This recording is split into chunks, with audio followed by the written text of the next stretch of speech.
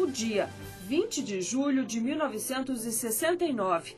O feito, o homem pisava na Lua pela primeira vez e realizava um dos maiores sonhos da humanidade. Sonhos de criança que sempre acompanharam José. Eu ia para o quintal à noite, onde meu pai havia construído para mim, numa árvore bem alta, lá uma grande amoreira, uma casinha de Tarzan. E ali eu sentava e ficava. E ali então eu vi o meu primeiro cometa, o primeiro eclipse do Sol, e aprendi sobre as fases da Lua, sobre a diferença de estrelas, comecei a identificar os planetas. E eu queria ser um Flash Gordon. Os sonhos de menino podem não ter feito de José Manuel da Silva um herói espacial, como nos quadrinhos e na TV. Mas ele conquistou seu espaço, virou astrônomo. E aquele recanto infantil escolhido para admirar os astros nunca mais seria o mesmo. José foi um dos brasileiros que acompanharam diretamente do Observatório Nacional no Rio de Janeiro a primeira viagem do homem à Lua. Ele fazia parte de um projeto da NASA, a Agência Espacial Americana. Pesquisadores de mais de 30 países ajudaram a analisar as descobertas da Apollo 11. E José teve o privilégio de se comunicar com os astronautas durante a expedição. Nós estávamos fazendo a observação daqui em ponte com Houston, no Texas. Estão vendo isso? 2 astrônomos brasileiros estão vendo isso assim, assim, assim. Confirmado, Roger, eles diziam de lá, não é? 5, 4, 3, 2, 1, 0, all engine running. Liftoff, we have a liftoff, 32 minutes past the hour. Do lançamento do foguete em Cabo Canaveral, nos Estados Unidos, até o retorno da tripulação à Terra, José voltou à infância. Não desgrudou os olhos do céu. Puxa, eram 10, 12 dias ali. Mal dava para engolir um pedacinho de pão com mel e um pouco de café e pronto. E a gente nem queria mesmo. O momento de maior emoção foi quando os astronautas finalmente desceram na Lua. Corri ali por aqueles pés de goiabeira, de caju, de tudo que havia lá, e saí disparado por aquele matagal não, aqueles jardins lindos ali, não é? Correndo e berrando. Puxa vida, nossa. Sonhos de criança não se apagam. Só tem uma frustração, eu gostaria de estar junto com eles lá em cima da Lua para ver isso lá de pertinho.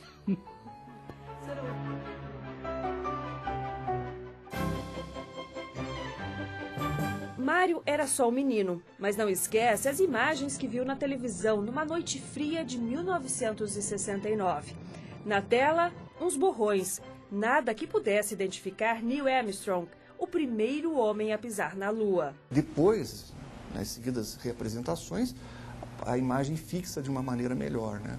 Mas a sensação que eu tenho, a minha recordação da época era essa. Eu estava em casa e vi um borrão na televisão. Era uma imagem muito ruim, mas era histórica. Em outra casa, a chegada da nave virou um presente. O lançamento do foguete Saturno tinha sido no dia do meu aniversário, no dia 16.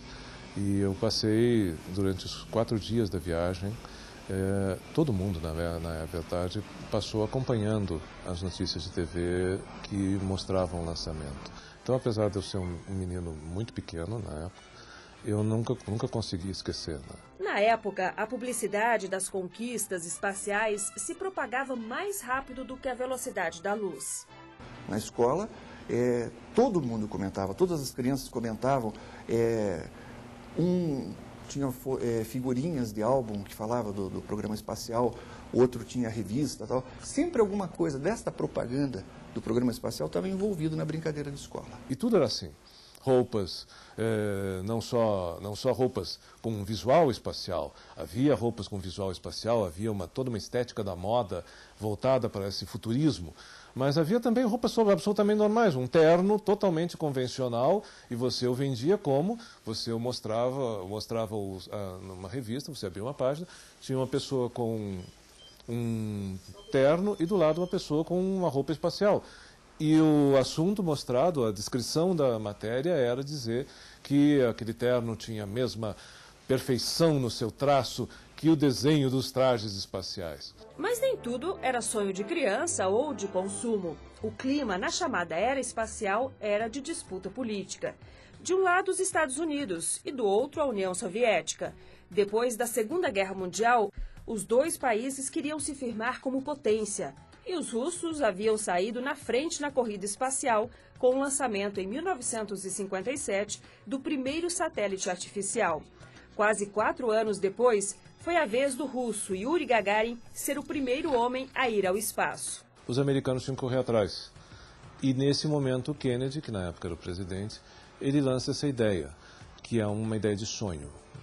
Se podemos ir ao espaço, temos que ter um destino para ir ao espaço. Vamos mostrar que nós não estamos só fazendo isso por fazer. Nós vamos fazer uma coisa que ninguém nunca sonhou fazer, ou por outra, que as pessoas só sonhavam realizar. Vamos à Lua. To achieving the goal before this decade is out of landing a man on the moon and returning him safely to the earth. Essa aura de sonho contribuiu para muitas polêmicas em torno do episódio. Até hoje, há quem não acredite que o homem tenha ido à Lua. Isso daí era tudo montagem. Não pisou, não. Isso é só Deus mesmo para saber isso aí. O programa Apollo, né, ele não pode ter sido, na minha opinião, uma farsa, porque todos os países do mundo estavam envolvidos, mesmo os que eram inimigos dos Estados Unidos. Eles não estavam envolvidos diretamente no programa, mas eles o acompanhavam. E o que eles mais queriam era poder denunciar uma farsa americana. Interesses políticos à parte, há séculos as artes já retratavam o desejo do homem de ir à Lua, seja em filmes fantasiosos de Méliès ou na literatura visionária de Júlio Verne.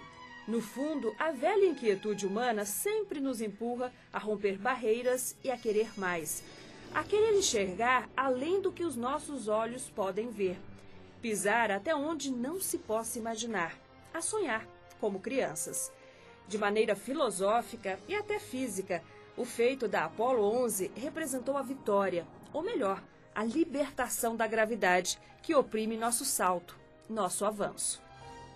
That's one small step for man, one giant leap for mankind.